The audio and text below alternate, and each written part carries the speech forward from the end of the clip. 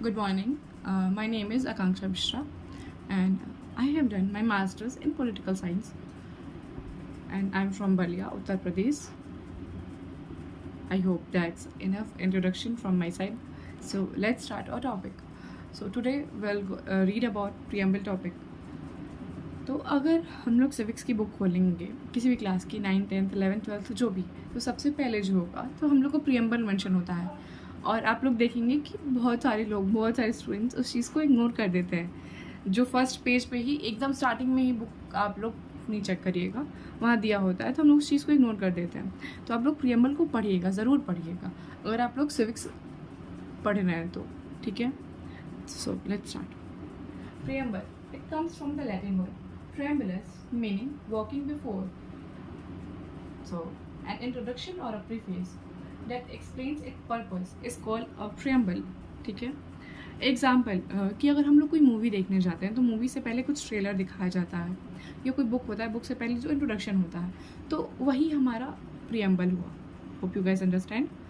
तो ये प्रियम्बल किस चीज़ के बारे में होता है? प्रियम्बल में बहुत सारी चीज़ों के बारे में बताया गया कि जो कॉन्स्टिट्यूशन है वो किसने बनाया, हमारी इंडिया जो कंट्री है वो किस तरीके की कंट्री है, और फिर कौन कौन से जो कॉन्स्टिट्यूशन है वो किस किस तरीके की प्रॉमिसेस, राइट्स अपने सिटीजन्स को प्रॉमिस कर रही है। ठीक है। सो ठीक है, let's start. It tells the aims, goal and philosophy of the constitution as I said earlier. So who made the constitution? सबसे पहले बात करते हैं कि कॉन्स्टिट्यूशन बनाया किसने। So here I mention we the people of India. हमारे preamble में भी ये चीज़ लिखा हुआ है। प्रियम्बल जहाँ से स्टार्ट होता है वहीं पे मेंशन स्टार्ट ही उसी से कि we the people of India, मतलब कि people themselves are the source of power, not kings, foreigners और एनीवन एल्स। मतलब कि जो सोर्स ऑफ पावर है इंडिया में हम लोग खुद हैं, हम जो पीपल हैं, और हमारे कॉन्स्टिट्यूशन को भी हम जैसे ही लोगों ने बनाया है, ठीक है, ना कि किंग्स, फॉरेनर्स या फिर कोई और फिर जो इंडिया है तो किस तरीके की कंट्री है। तो प्रियम्बल में 5 तरीके का डिस्क्रिप्शन दिया है कि इंडिया किस तरीके की कंट्री है, तो हम लोग उसके बारे में देखते हैं। ठीक है। तो sovereign, socialist, secular, democratic, Republic, एक एक करके इन सब का मीनिंग समझते हैं कि सॉवरेन मतलब क्या होता है। तो सॉवरेन बेसिकली मीन्स कि India is free and no outside power like British ruler here can control us. ठीक है। मतलब इंडिया जो है वो खुद में फ्री है, वो किसी के कंट्रोल में नहीं है, वो अपने लिए डिसीजंस खुद ले सकती हैं। And socialist means the government work क्या करती है? To reduce the gap between rich and poor and try to provide for the welfare of all. जो रिच और पुअर के बीच में जो भी डिफरेंसेस हैं, गवर्नमेंट उसको कोशिश करती है कि कम कर सके जितना भी हो, और उनके वेलफेयर के लिए काम कर सके। और आप लोग बहुत सारी स्कीम्स देखते होंगे, पॉलिसीज़ देखते होंगे जो लोगों के वेलफेयर के लिए आती होंगी। ठीक है। तो सेक्युलर का मतलब, सोशलिस्ट का मतलब ये हुआ। अब हम बात करते हैं सेक्युलर का मतलब कि हमारा जो इंडिया है उसका कोई एक ऑफिशियल रिलीजन नहीं है, यहाँ पे सारे रिलीजन्स को इक्वल माना गया है। डेमोक्रेटिक मीन्स कि हम लोग खुद अपने रूलर्स को चूज़ करते हैं, मतलब लीडर्स को चूज़ करते हैं, नॉट रूलर्स, लीडर्स को खुद चूज़ करते हैं through elections. And here there is no role of king, queen और एक्सेट्रा। और रिपब्लिक मतलब कि हमारा जो हेड ऑफ स्टेट है, तो हेड ऑफ स्टेट मैं आप लोग को बता देती हूँ। हमारे कंट्री में 2 तरीके के हेड्स होते हैं, एक हेड ऑफ स्टेट होता है और एक हेड ऑफ गवर्नमेंट होता है। तो हेड ऑफ स्टेट मतलब कि प्रेसिडेंट, और head of government prime minister. तो यहाँ हम हेड ऑफ स्टेट प्रेसिडेंट की बात कर रहे हैं। तो मतलब कि जो हमारा हेड ऑफ स्टेट होता है वो इलेक्टेड होता है, कोई किंग और क्वीन हमारा हेड ऑफ स्टेट नहीं हो सकता है।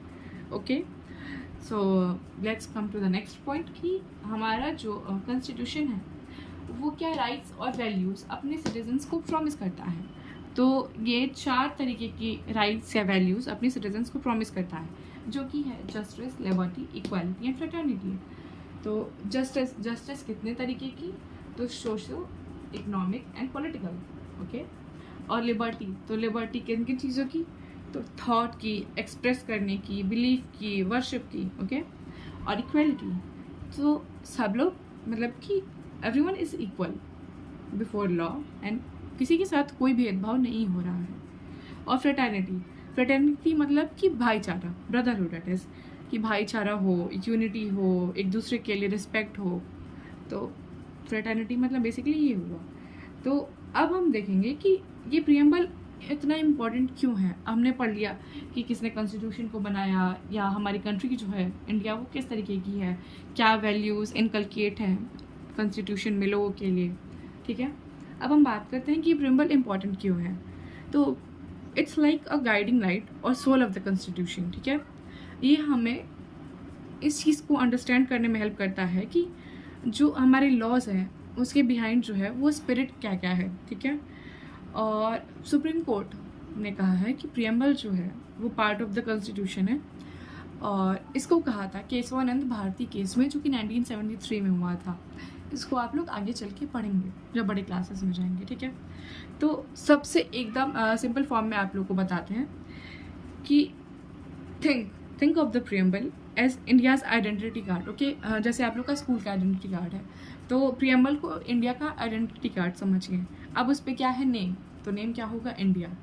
नेचर, तो नेचर है sovereign, socialist, secular, democratic and Republic.